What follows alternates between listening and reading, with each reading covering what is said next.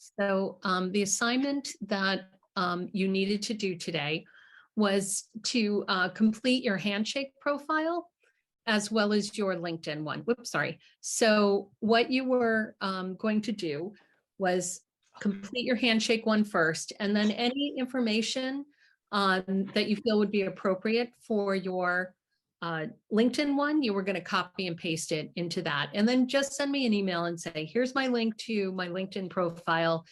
And I'll know from your email that I can look for you on Handshake as well. If any of you were interested in having a Handshake profile critique with Meg Gatterman, just let me know that and let me know when your appointment is as well. Okay, so the reason why we're doing this is because it's about building your network. And I just want to kind of give you some practical tips on how to find professionals for your career area, how to make connections, and start a conversation. And the topics are going to include the importance of having connections and strategies for reaching out. So what we're going to cover today is, why you want to do this and why you want to start building your network is, do you really understand what it is that you're applying for? There's always going to be competition for positions, and the more you know, the better off you're going to be. If there's something you can't quite figure out about what you're interested in, you definitely want to kind of get engaged in that conversation. And it gives you an opportunity to reach out to an artist, a business, or an organization. So just to put this in context for you, this is Career Prototypes, and this is from that book that I had mentioned when we first started the class called Designing Your Life. It was the Stanford University course. And they talk about informational interviews, which is what you're going to be going on as life design interviewing. You're basically making an investment of about 20 to 30 minutes of your time and requesting that same amount of time from somebody you reach out to, just to kind of ask questions about what you're interested in. And your creative statement is what you're interested in. If you look at it in the context of the time that you invest in exploring your career, it's probably the least quote unquote expensive activity that you can engage in, because you're very intentional about, this is what I'm looking for. I just need some information. You're not expecting any one contact to, give you all the information that you need for your journey, but you're kind of taking their information, you're comparing it, you're listening to it, and then you're comparing it to the other information that you're receiving from other contacts. And you're just kind of developing your own kind of intuition about, is this still the right track for me? If you were going to do something a little more expensive, quote unquote, shadowing somebody for a day, let's say that you're interested in knowing what it's like to be in a marketplace and to sell your work at a festival or a fair or craft show, then you might ask somebody, can I just shadow you for a day? Can I help you for one day? And then you would really get a very clear idea of what that experience was like on the day of that event. You could have a pop-up experience to get a feel of something. It might be a weekend. Maybe that person, that artist that you were working with wanted to have a brick and mortar, or just kind of a maybe a 1 or 2 day experience that they're kind of crafting for themselves. What's that like?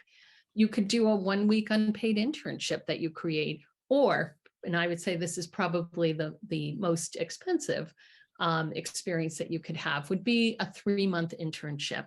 So that would be, kind of looking at an internship saying, I really want to invest my time in this and gain more skills. I want to register it for academic credit with my Handshake account. And Rebecca Wright is our internship manager. And we have information about how you can do that. And if you have any questions, you can ask Rebecca. So what I want you to do is really kind of think about this as your statement. This is your guide through this experience, is that I think I understand what this experience is like, but I really want to speak with someone who actually does it. And this is about your curiosity and what you can find out. So why would you do this? As I said in the very first class, it's kind of developing that get it factor. I can tell you that when I'm in interviews for people for, the prospective applicants for a job, that it's the people who you can tell that they have really done their homework. They've researched something. They can see themselves in the role. They've educated themselves about this opportunity, and they develop that get it factor. And I think that is just so powerful. So this process, this journey that you're going through is going to help you develop that for yourself. You want conversations. People will drop information that will just be so incredibly helpful to you. So you want to listen to what they're telling you, take notes. Sometimes it leads to jobs or internships. And sometimes the person that you're meeting will say, I have a friend that I think you should speak with. Would you like me to introduce you? And that is golden. That's great. 85% of people find their job through networking, and that is a Bureau of Labor Statistics fact. It's a very high percentage. The more you practice this, the better you're going to be at it. And as I said, it is one of the most effective tools that you can actually create for yourself as you go through your career. So we're going to spend our time kind of looking at LinkedIn this afternoon. And these are just some fun facts about LinkedIn. The network officially launched on May 5th of 2003, and it was 9 months before Facebook actually launched at Harvard University. LinkedIn is the oldest of the major social networks that's still in use today. You can see here that LinkedIn is available in 25 different languages. Over 48% of the users in the US use LinkedIn at least once a month. 6 people are hired through LinkedIn every minute. And this I thought was very interesting is during the pandemic, remote jobs on LinkedIn increased by 2.5 times between March to October of 2020. And 15% of all job applications in the US went to remote jobs in November of 2020. And these LinkedIn statistics capture how the way we work really changed in 2020. And we're definitely seeing that continue now. There are a lot more opportunities that are hybrid or completely remote. You can also see that LinkedIn saw a 55% increase in conversations among connections in 2020. That's networking that's happening. People reaching out saying, can I connect with you? Or they're sending a message. I thought this was kind of fun. Google is actually the most followed organization on LinkedIn, and Bill Gates is the most followed person on LinkedIn. So these are the top 6 reasons why you want to use LinkedIn. And number 6 would be that potential employers, they're going to definitely Google you, and LinkedIn, if you have a profile on LinkedIn, it's going to show up on the first page, and that's the information they're going to be looking at. You're going to see that there are over 15,000 MassArt alums who are on LinkedIn, and we're going to go in and kind of see how you can sort through them. You can join professional groups, and that's another way to kind of find your people and people who are interested in the same things that you're interested in. You know from doing your Handshake profile that much of the information that you put into Handshake, you can use again in your LinkedIn profile. And it's kind of an expanded resume. So you might include things like projects. LinkedIn also allows you to have recommendations from people who know you, and endorsements of your skills. And you'll see that when we do the demonstration. Obviously, it can help you get insight into your industry. And I'm going to show you how to think about reverse engineering your career paths for ideas about companies, positions held, what people have done, looking at their background and saying, I never thought of that before. So it can inspire some additional thoughts for you. Of course, searching for jobs is another opportunity on LinkedIn. I can tell you today I did a search for entry-level jobs, and I put in the keyword of artist within 10 miles of Boston. And today there were 7 that were posted over the past 24 hours, 62 over the past week, and 144 over the past month. But the number one reason is really about networking with other professionals, regardless of what field you want to go into. You can talk to them about what their experience has been like. They can give you advice about graduate school if that's something that you're thinking about. And it's a way to keep in touch. So I want you, after you leave this class, is keep your LinkedIn profile updated. When you start a new job, add to it, because your network will be notified with a congratulate Sam or congratulate Natalie on their new position. And it's an easy way for your contacts to be reminded of you and for them to be able to reach out and say, that's great, I'm so happy for you. I have actually found students who have been in this class in financial literacy and careers back from 2016 because of their LinkedIn profile. So it is important to keep it up to date. In fact, the 2 speakers coming next week, I had found on their LinkedIn profile. So your networking goals is, these are the goals. You have to do 3 informational interviews, 3 life design interviews, and they're going to be about 20 to 30-minute conversations. It's going to give you an opportunity to gain additional insight and perspective about what you want to do. It's going to challenge your assumptions. And that's one of the things you really want to open yourself up to, is don't assume that you know everything about what you need to know, but being open to new ideas and unexpected insights. You can compare your information between contacts that you meet. And I always tell people, say yes to the people who are willing to meet with you. You never know who is going to reach out to you and say, I have information for you. It could be somebody who's not even related to your major. It might be a cousin of a MassArt alum. Just say yes, because it's 20 minutes of your time and you might walk away with some really great information. And this is really critical, is that you always send people a thank you note. If they're willing to help you, they've taken the time, and you definitely want to thank them for that. And we'll talk about that a little later on. So what you see here is the MassArt page on LinkedIn. And I'm going to go in just a minute, but I'm going to read you. I don't know if Sam is with us today in class, but Sam Cohn is a glass major. He's a senior. He's in our class. And his creative statement said, I hope to share my undying obsession and infatuation with glass as a material and art form in any way I can, through glass education, production glass blowing, commission, contract-based art. I hope to shape the future of glassmaking as a diverse and inclusive community while embracing the tradition and history behind this ancient art form. I foresee a lot of collaboration in my future. As we say, glass blowing is a team sport. So I decided to use Sam's creative statement as a way to kind of show you how LinkedIn could be helpful. And let me just get into my account. So can you see LinkedIn now? Yes. Yes, perfect. Okay. So what we want to do is right here at the LinkedIn logo, we're going to go into the field, and I'm just going to start writing Massachusetts College of Art and Design. And I'm just going to stop for a second. You can see that there are 2 of them here.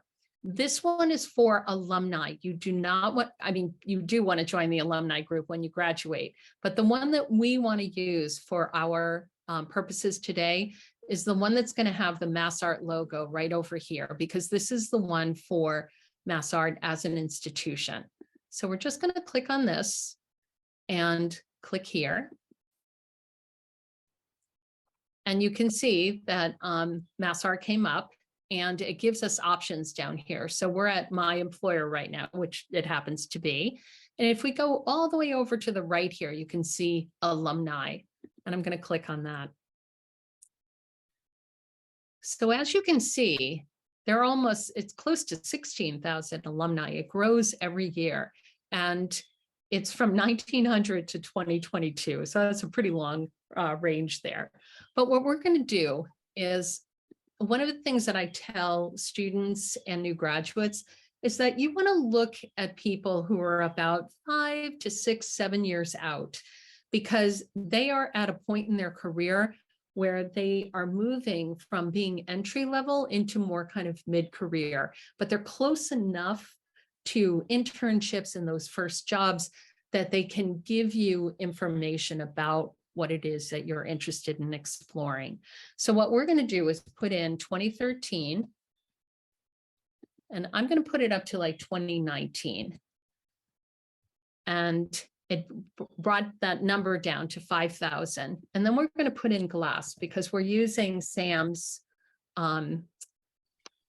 creative statement for our demonstration. And you can see that there are 97 alums.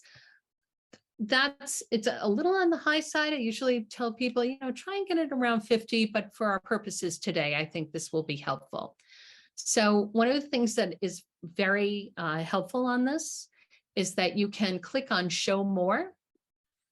And for this range of 7 years, 2013 to 2019, with that keyword of GLASS, we can see that 89 are in the United States and 58 of the people, the profiles, are in Boston. And then you can see the other places that people are living. So let's say Sam was thinking, I would like to move to California. He might be particularly interested in kind of looking at the 2 people who are in San Francisco. So where people are can be helpful, where they work. So you can go down the list, and maybe the Museum of Fine Arts in Boston, that he would take a look at that and say, I wonder what this person who has GLASS in there as a keyword in their profile, I wonder what they're doing there. We're going to click on Next, what they do. This is pretty general, but it does give you a range of professions that people have gone into and what they've studied. And then if we click over here, what they're skilled at, and then how I, in particular, am connected to them. So we're going to go back, and I'm just going to show you the full list. So what we did again is that we had our range, we put in GLASS, there are 97 alums. And if we scroll down, there they are. So we can see here that Rebecca is a GLASS art teacher, and GLASS education is one of the things that Sam is interested in. So if we click on Rebecca, we have a lot of information to kind of sort through. So I'm going to bring you to the end of her LinkedIn profile. So we're going to go right to the bottom. So one of the things that I tell people to do is, in interests, you want to click on groups and see what professional associations or professional groups the person is connected to, because they may be very helpful to you as well. So this one is Visual Thinking Strategies. And if we click on that, it will tell us more about what they do. And they actually give the website as well. So when I read through this, it looks like something that would be very helpful, and you can see it as well, that schools and museums are connected to it. And it's how to explore art and develop visual literacy, critical thinking, and language arts skills. Very helpful to Rebecca as a teacher. And because we know this is one of the things that Sam is interested in, he might be interested in checking out this group as well. I always tell people to cross-reference with the website if they give it to you. Many times professional associations will have job listings, and many of them will also have dedicated student groups and education for students. It is always worthwhile to check it out. And if they do have a student chapter or student rates, join before you graduate. So that would be just a piece of advice that I would offer to you.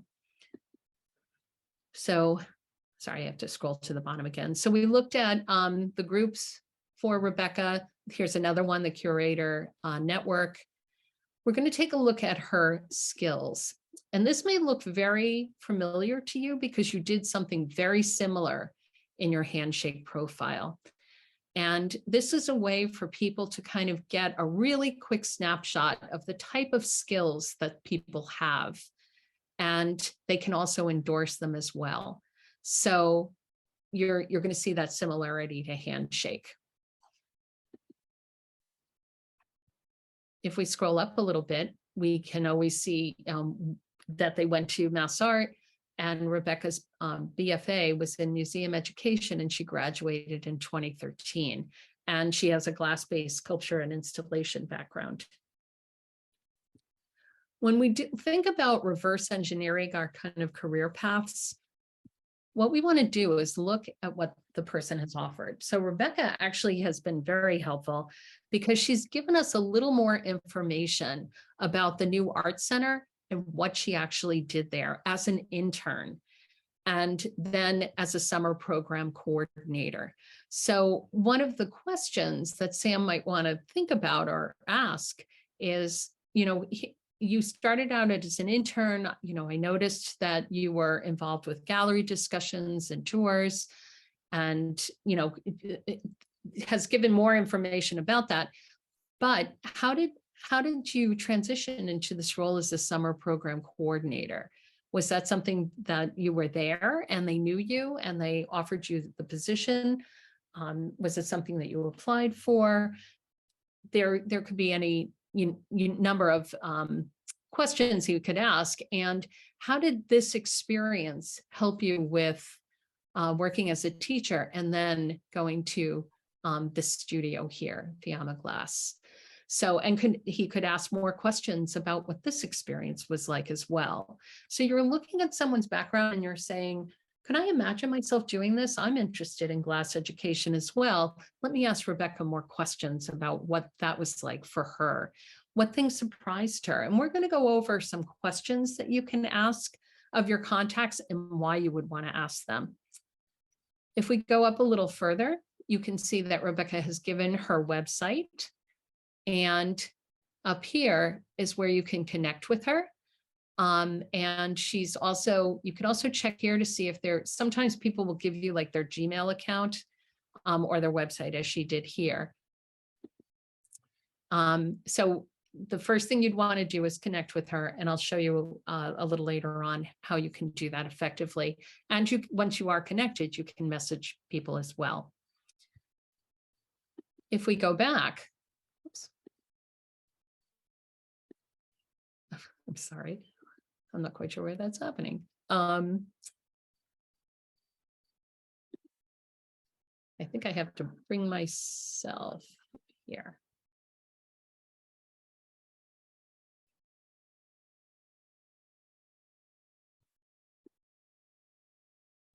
Let me bring you back to our.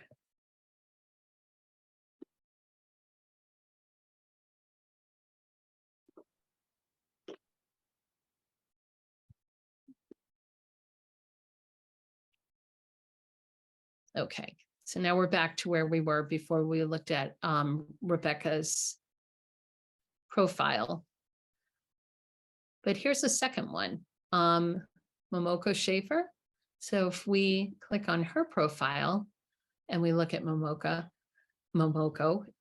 artist and educator, known for creating interactive sculptures with glass and connected to Netflix, which is interesting as well. So again, we can go to the bottom of Momoko's profile and see, her interests, the companies that she's following, if she's connected to any groups. She's connected to the Mass Art Alumni, which is nice. We can see that she's bilingual.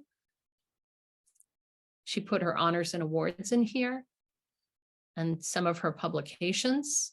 Here are those skills again. And if we clicked here, we could see all 24 of them. And we can also see in her education that she has put urban glass for some of her background, Mass Art, of course, and then Pilchuck and Penland School of Crafts. So if you're interested in learning about those experiences, again, it's great information to kind of work with. And then you can click on show all experiences for her background. But the one that I wanted to see is this one from Netflix. And she was an artist with the Blown Away, which was a television show on Netflix, or not television, on streaming on Netflix. So this might be something that Sam would look at and go, wow, I didn't even think about that. I would love to speak with her more, how she got involved in this. How did she apply? How did she get chosen? What was the experience like? That could be a very interesting conversation for Sam. So that's another profile that I can show you. Okay, so I think what I'm going to do is bring us back to our presentation. So one of the things that we have to think about is, there are people that you might want to reach out to in LinkedIn because you've looked at their background, but now you're faced with, well, what am I actually going to say to them? They don't know me. So remember, you need to have a LinkedIn profile to actually send a message, and you want to keep it short. You don't want to give your life story. It's just about introducing yourself and asking one question. You obviously want to indicate how you found them. And if you have a connection to this person, did somebody refer you? Did you both attend Mass Art? So think about what that connection might be. And you're asking that one question, but it's not, do you know of a job or do you have an internship? And then, of course, you're going to suggest a meeting. So this is a Mass Art alum. It was actually somebody who was in financial literacy and careers, and she created her LinkedIn profile. And let's say you wanted to reach out to Stefania. So here's an example of a message and how short it is and how direct.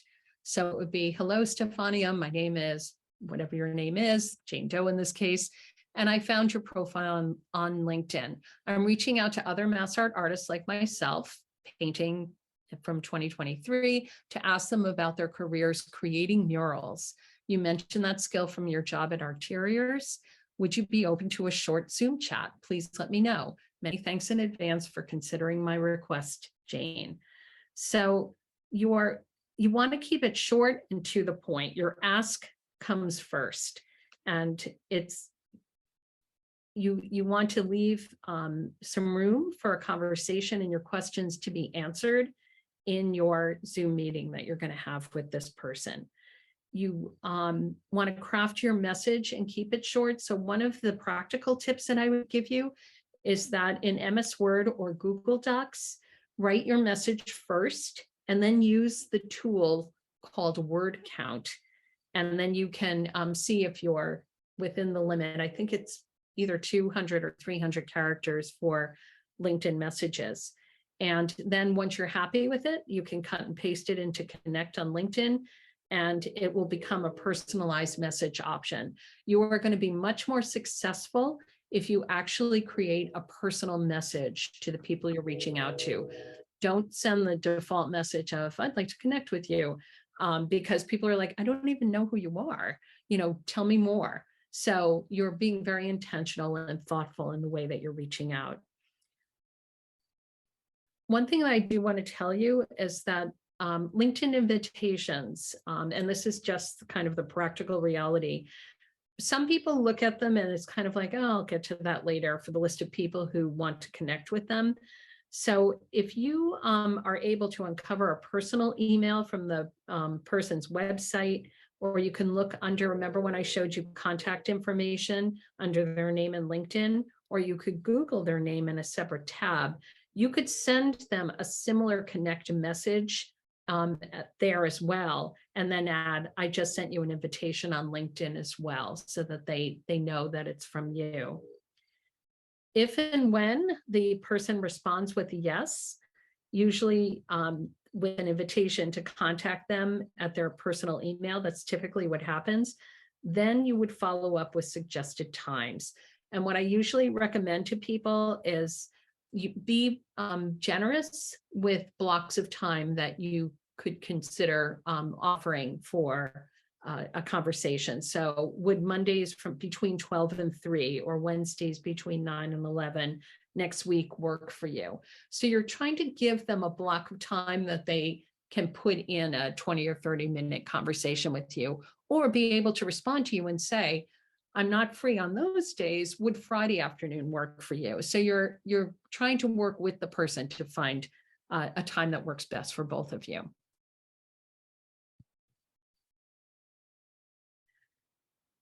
So as I said, LinkedIn is awesome.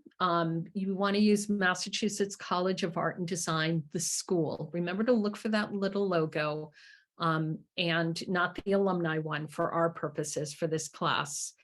You're going to be looking, kind of screening people for those 3 to 5, maybe 6 or 7 years out, because that is going to be the next step for you that will reveal the most information. It doesn't mean that somebody who's been out longer than that wouldn't have some fabulous information to offer you. As I said, if somebody offers their time because they read your statement and they responded to it, say yes. Just, educate yourself as much as possible for your journey in this class. When you're working with LinkedIn, get your results down to about 50-ish. That seems to be the most manageable number, and use keywords to refine your search. One thing, as I said, you definitely want to have your LinkedIn profile complete before you start reaching out to other people on LinkedIn, but please don't do this. I have seen this before, and it's definitely not what you want to do. Regardless of whether you're reaching out or you're applying for a job, people are going to Google you, and you don't want your profile to be simply your name and where you went to school, or that you're a student at MassArt and that's it, and you offer nothing else. It doesn't show that you're detail oriented, and it doesn't cast you in the best light. So definitely, give information that you would offer on Handshake or your resume and use it on LinkedIn. So you're probably thinking, like, where is my statement going to go? So I sent you the email. You can see the creative statements that all of you have written. If you read one from a classmate and you happen to know somebody in your own network who you think they can help, then please, try and connect the student. That would be awesome. You are going to find that when you graduate, your peers are going to be one of the most powerful networks that you have as you continue with your careers. So if you are in a position to help somebody, do it. I am going to be sharing your statements with my coworkers in student development.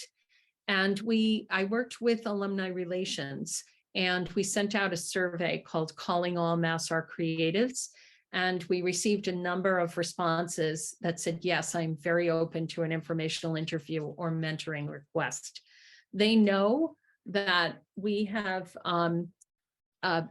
we're creating the document of all the creative statements, and we'll be sending it to them soon. And if they feel that they can connect their background to what you're interested in, they're going to respond to me, and then I'm going to send you a message, and just to let you know. And I shared that with you last week, that you would know what that looks like, and they'll give me a little statement about why they feel they can help you. And your statements are going to be shared with the MassArt Alumni Leadership Council as well. That said, you are ultimately responsible for finding people to talk to you about what you're interested in. So you want to use your creative statement as an introduction to yourself. And you want to think about who's in your network. So MassArt faculty can be very helpful to you. Studio managers, any visiting artists that come to your classes, if they have a Q&A at the end, or let's say it's similar to our class that you have a speaker and then there's a break, you might have an opportunity to introduce yourself at the end of their presentation. And if you've had an internship, former internship supervisors and coworkers can be very helpful too. So I want you to think very broadly about your network and really kind of cast the net wide for meeting with people. You want to definitely make the most of your time as well. So I gave you a quick demonstration on LinkedIn about ways that you can prepare for the interview using LinkedIn, that you're scrolling to the bottom of their profile, you're seeing what groups they belong to. If any of them are of interest to you, maybe you'll go on the website and find out more about them. And that could be one of your questions. I noticed that you were connected to, the visual thinking strategy group. Can you tell me more about that? Has that been helpful to you? You can look at their education and see if they went on for an advanced degree and ask them, tell me more about that and why you chose to do that. Has that been helpful to you? What were your goals when you first went into that graduate program? You can look at, obviously, their work experience as well and think about questions that you'd want to ask about that. So you're thinking about thoughtful questions, and all you really need, to be honest, are maybe one or two, and let the other person talk. They will offer information and you'll be engaged in a conversation. So just one or two to kind of get the ball rolling and you should be fine. You're gathering insight for what your goal is from a variety of different perspectives. So it might, as I said, we use Sam as an example with glass education and production. And one of the profiles he potentially could look at was a MassArt alum who was actually on a Netflix show, which is something that he perhaps never thought of and wanted to meet with her and ask her more about that. That could be a very interesting insight into where you see yourself going. And you are the one who's kind of bringing all this data and information together. And the most important part of this, as far as I'm concerned, is what you think about it. So when you write your reflection paper, I'm not interested in, I ask them what surprised you the most about your career at, wherever. I want to know, what did you think about it? What did they tell you that surprised you, that gave you insight that you hadn't considered before? Do you feel like you're still on the right track? Are you thinking about something else in terms of your career? Some people will talk and they're like, I always thought I'd see myself as a freelancer, but after I spoke to two of my contacts, I don't see that as a career for myself anymore. And here are the reasons why. Because that information helps me when we meet, and then we can talk about, well, if you don't see that as your future, what sort of things are you thinking about now? And that's a much richer conversation that we can have. And we always want to frame and reframe your career direction. So the reflection paper that you're going to write after each of your informational interviews and the one-on-one conversation that you might have with me this semester are going to help us kind of frame and reframe where you're moving in terms of your career direction. I'm not sure if you are aware that you actually have access to LinkedIn Learning. And I'm going to show you how you can find this. And let me just, can you see my email right now? Yes. Okay, so I'm going up into this, what I call the little hamburger menu right here. And it's right here in your MassArt email as well. And we're just going to scroll down. There's a lot in here. And it is right here. It's called LinkedIn Learning. And MassArt has an account with this that you can use. So we're going to put in Learning LinkedIn for Students.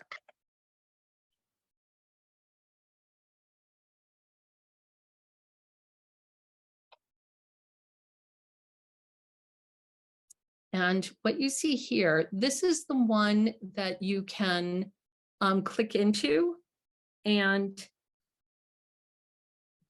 Also, so I will click in here, but these are really super short, and you can. There isn't a number here, which is telling me that Sharon doesn't yet belong to any groups. Let's stop. Click on the groups. Okay, so over here, you want to go to you can click into any of these, but there's a lot of them, but they're all super short, as I said. But this one might be of particular help to you building your LinkedIn network right here. I'm also going to go back. This one is a newer one that they added, is with Garrick Chow. And if we click on this one, This benefits of LinkedIn. I'm going to turn him off as well. But there's another one. It's called the Alumni tool, and it's right here. So I would recommend that one as well. So this is another really good resource for you, is to use your LinkedIn Learning just to kind of enhance your understanding, and as another tutorial for what we covered today in this presentation.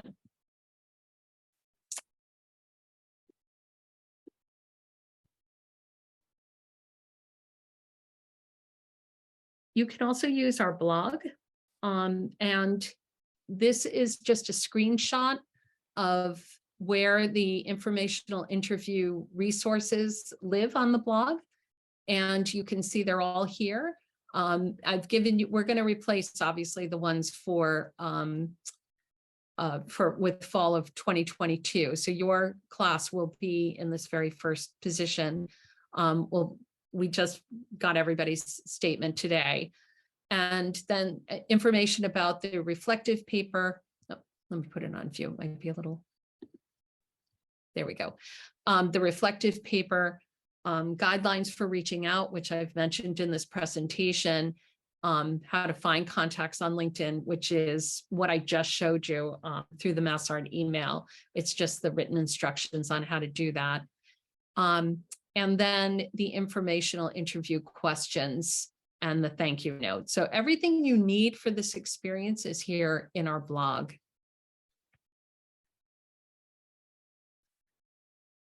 I'm just going to kind of give you a preview of the kind of questions that you can think about.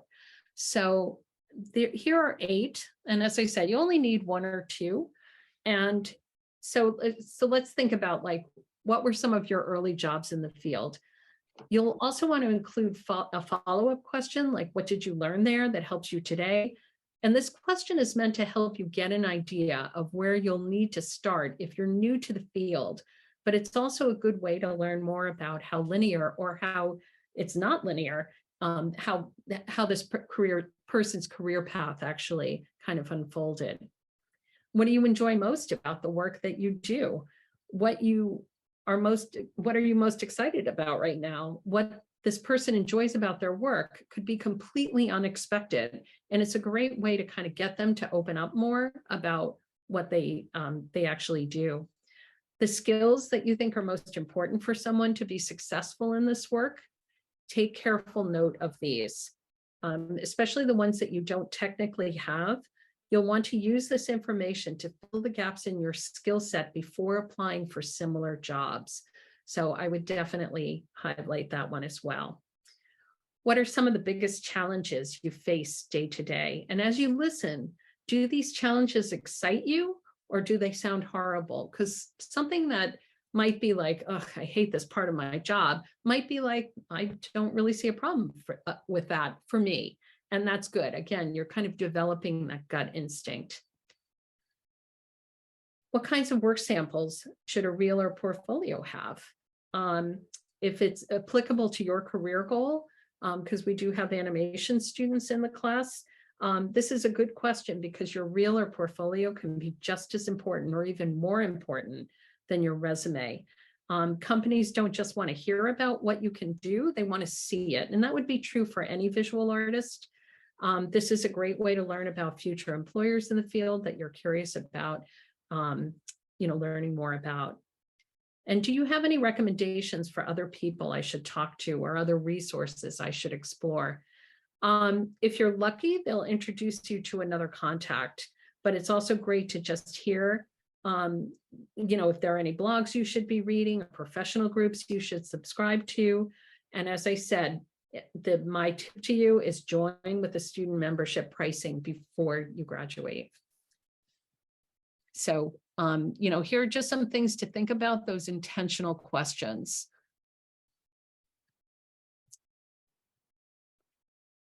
The thank you note is a critical part of this experience as well. So this is just a kind of template that you might want to use.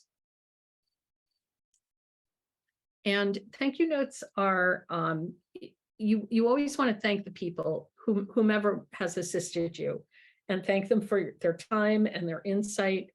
And during your meeting with your contact, take notes, or take a moment after you've met with them to jot down your thoughts.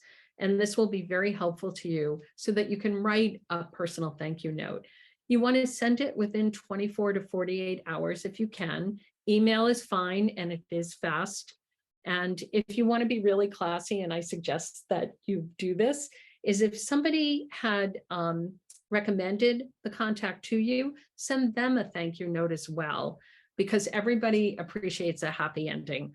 So you always want to thank people. They are taking the time to talk to you. And as you know, if you want to make an appointment with me, you can use your Handshake account to do that. And these are just the instructions for how to do it. So that's what I have for you. Right. Thank you. All right. Does anybody have any questions? I know like some of us are like in our like different years of school, and I know for the department that I'm in, like we don't start really working on our portfolios until this year. So what do we do? Because like right now, I really don't feel comfortable putting the stuff that I have right now out in the world for people to see. I feel better about it if it was like maybe a month or two from now when we actually have like some projects under our belt, but I just don't know what to do in that situation. That is such a great question, Maggie. And are you a senior in ID? Is that correct? Yeah, and we have like all of our thesis projects like this semester, and it's stuff that will actually like have enough time to make like a fully well-rounded project that you could show to employers. But right now it's just like busy work that we've been doing. Okay. So this would be important for everybody, regardless of your year of study. Think about samples of your work from a class project that you may have done that can demonstrate the skill set that you have. I do see a lot of students, they have that mindset of my thesis project, my final portfolio, that's what I'm aiming for. I just don't want to show anything until I get to that point. And it actually does it's kind of a bit of a disservice to you, because if you're looking at internships, if you're trying to network and they're like, hey, do you have any samples of work that you'd like to show me? Just be ready to show them. People are very kind. They can give you insight into the industry. If you're talking to a Mass Art alum from your major, they will probably know the project that you're working on and will know the context of it. So it's a great opportunity for you to connect with that person. So my answer to that is think about samples of work that you might have that you would share with your contact. Thank you. And I know that, this was a lot to take in, and you may have questions later on. We have the whole semester. And this is really going to be an experience for you to, put yourself out there and to talk to people, and, to kind of develop, your own networking style. And that's one of the goals of the class as well. As I said in the very first class, I do want you to enjoy this experience. And it's when I read those reflection papers and I can feel the energy kind of radiating from them that it really gives me joy. And I know that it gave the student joy as well. So I want this to be a happy experience for you. Other questions, other thoughts?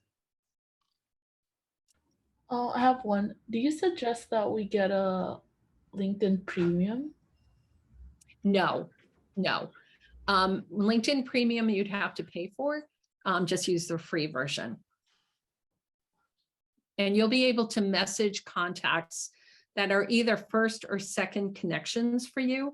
So I'm going to give you an example of first connection. All of you in this class are going to be a first connection with me and Carol Hall, because what you want to do is when you have your LinkedIn profile where you want it to be, you're going to find my profile and Carol's, and you're going to say, you send us a personal note and say, hi, I'm in financial literacy and careers. I'd love to connect with you, or, enjoyed your presentation, Carol, on credit cards.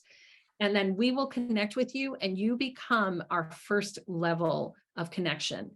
And everybody who is a first level connection to me, and I have over 1,200 contacts, will become a second level contact for you. So you definitely want to connect with me, and you want to connect with Carol as well. So her first level contacts will become second level contacts for you. And then second level contacts for me will become third level contacts for you. First and second level contact, you can connect with them, you can message them.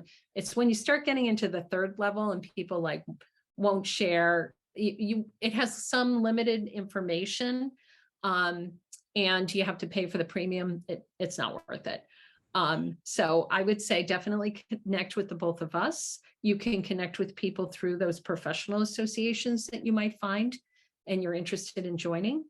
One of the kind of general rules of thumb that I have for professional associations is the higher number of people, of members that you see connected to them, they're probably more active. So a high number would be, anywhere from, I would say, 500 up. A professional association that has 45 people, I don't know how helpful that would be, but usually with higher numbers of members, they usually have a membership fee, and they have the resources to kind of develop job listings and additional, like student chapters and that sort of thing. And they're tapped into the industry you're interested in going into. Oh, but do you think for when I do start applying for jobs, do you think it would be helpful for me to get the premium version? No, because you can see the job listings on LinkedIn. Thank you. And for all of you who are looking for opportunities, you are going to be, for current students, in internships. There may be opportunities for new graduates with internships as well, but they need to be paid. Or entry level. And entry level means that it's 0 to 3 years experience. You don't want to go for mid-level opportunities, because mid-career, everybody's using LinkedIn, and mid-career is just a little bit above, I'm assuming that most people have a typical student background, with internships or pocket money jobs in your background. Sometimes we've had people in the class who have had, they're more mature students and they had a work history before, and they might be in a different, or had previous degrees. So they might be in a different place in their career ladder, but most of you are going to be looking at internships or entry-level opportunities. The other thing I'm going to tell you about LinkedIn, and this would be true of any job search engine that you're going to use, is that always the first thing you should do when you go in there is change the date posted, because they all default to posted anytime. And you want them to be within the last, week to 2 weeks. A month out, I'm not quite sure if it would still be open, but it's been an interesting kind of employment landscape these days. It is difficult for some employers to find suitable applicants. But always change the date on whenever you're searching for opportunities online, so that they're the more current ones. Otherwise, you could fall in love with a job and then you realize that it was posted 6 months ago or a year ago, and it's just not fresh anymore.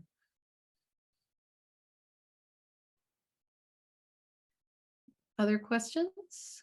Um, I have something to say for Maggie and like anybody else who's a senior in ID.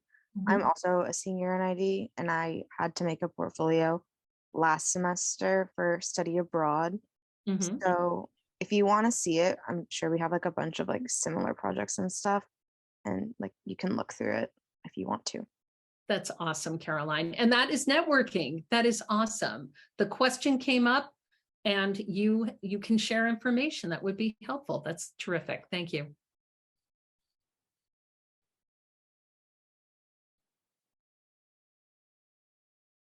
Okay. I think that I think we're set with the career part. So just a reminder again, please send me an email if you have completed your LinkedIn profile and your handshake one. And just give me that link to your LinkedIn one.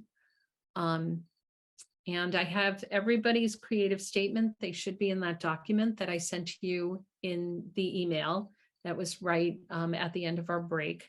So you can see your statement and your classmates as well. And the next step that I'm going to take is this Wednesday evening. I have a meeting with alums who are interested in finding out more about this class and what we actually cover in the class and how they can participate as alumni. And I will share with them, obviously, the creative statements and explain how that actually works with kind of reading a student's particular statement and then saying, I think I can help them. And then tell me how you feel you can help them. And then I sent a very short message to you saying, you know, Carol Hall read your statement. She feels that she can be helpful to you with your interest in working with a nonprofit. And here is her contact information. So this is the other request that I would make of all of you is please, if I send you a contact, this is going to be connected to the college through the MassArt community. Please respond to them. And one of the resources that I offered you in our blog is how to say thanks, but no thanks. If your career direction is kind of bringing you in another, you know, onto another path, that's fine, but don't ignore people.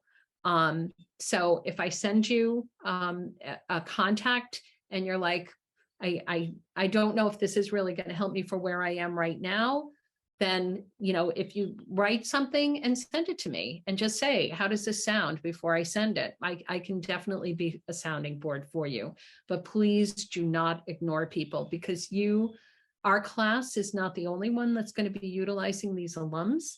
It's going to be future classes as well.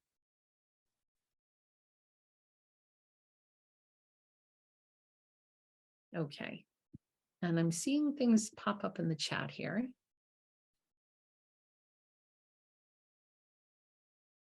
And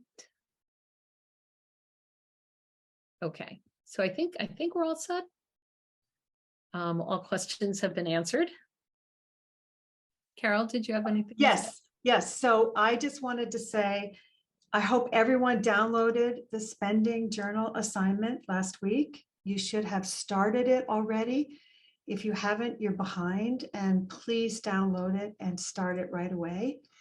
And remember, there's one article and there's, I think, 2 TED Talks to listen to. So please make sure, it would just be helpful in the assignment for you to think about it if you listen to those resources earlier in the assignment versus waiting till the last minute. So please, if you have any questions, text me or get back to me ASAP.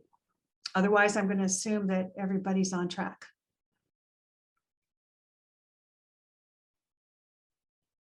Okay. And so I think we're done, and Mary Ellen and I will stick around for a few more minutes if anyone has any individual questions for either her or myself. Okay, other than have a good week. All right, thanks. Thank you. Thank you. Thank you. Thank you. You're welcome. Thank you.